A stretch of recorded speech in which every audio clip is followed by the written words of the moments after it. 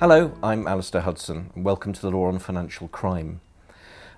This course exists because you wanted it. It was students who asked for this course on financial crime. I've never been entirely sure whether it's because you wanted to know how to do financial crime or how to do the law on financial crime, but anyway, you asked for it, and here it is.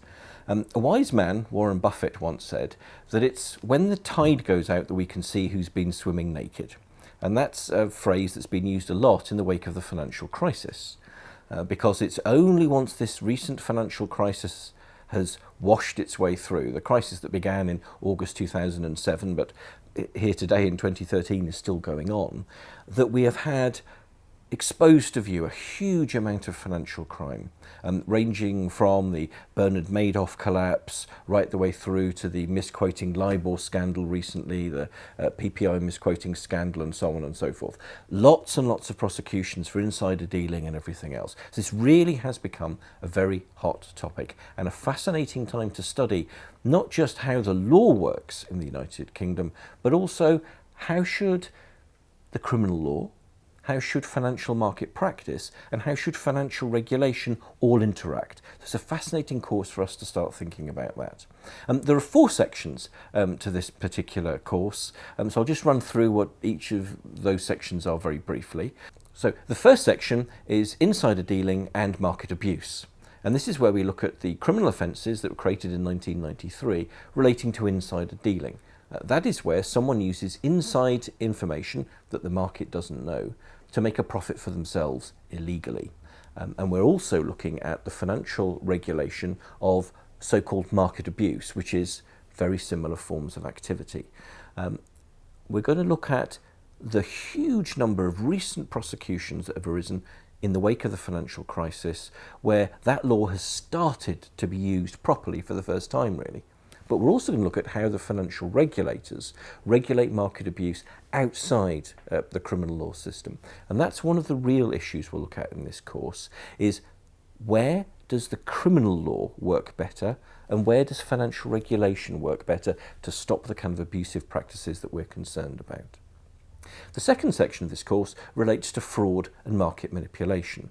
Fraud straightforwardly, where you commit criminal fraud in relation to, in the context of this course, financial market activity, and also market manipulation, as in the LIBOR scandal, the London interbank offered rate scandal, where bankers had been conspiring with one another, we now know, to misquote the level of those rates so that deals that they'd entered into could become profitable for them.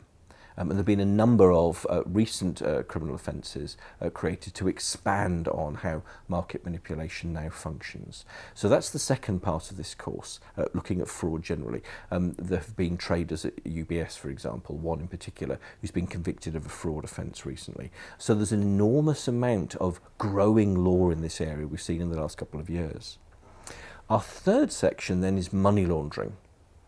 Money laundering it covers everything from drug dealing through international terrorism, right the way through bank misbehaviour, and why it's so important to finance the obligations which banks and bankers now face to report money laundering when they suspect it or when they can see it happening through their accounts. And we've had a number of recent scandals involving UK-based banks like HSBC and Standard Chartered have been dragged into a lot of these things, where subsidiary entities in other jurisdictions have been used by criminals to launder the proceeds of their criminal activity. So very, very current as well, this whole area, and lots of questions about, has that area of law become too draconian?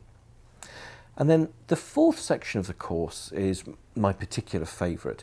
It's when we think about how does the criminal law interact with financial regulation? What is the criminal law for in this area, and how does financial regulation interact with it? And also, what's the line between things that are perhaps slightly unethical but still legal, because bankers want to do them because they're profitable, particularly in speculative financial markets, and things which are criminal offences. There are a lot of arguments amongst the economic theorists, the philosophers, that we should just allow markets to be free, in which case the criminal law should step back and just let everyone get on with it, and the devil take the hindmost, as the old expression has it.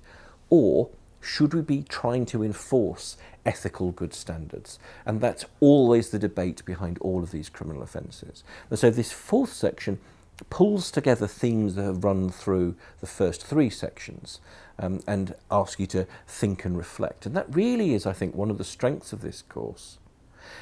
You aren't just learning the law, and you aren't just learning how to use that law in practice, although you certainly are doing all of that. You're also reflecting on what does that law mean, where will that law go in the future, and that is what postgraduate study is really all about. See, one of the beauties, I think, of this particular degree programme is that it lets you study at your own pace. It lets you take these first 3 elements of this course in whatever order you like, and then to pull out those issues when you come to the final section of the course and really resolve them and pull them all together. It's clear from just looking at the exam papers that the students doing this course are really enjoying it. And as I said at the start, it was the students who wanted this course in the first place, and I certainly really enjoy running it.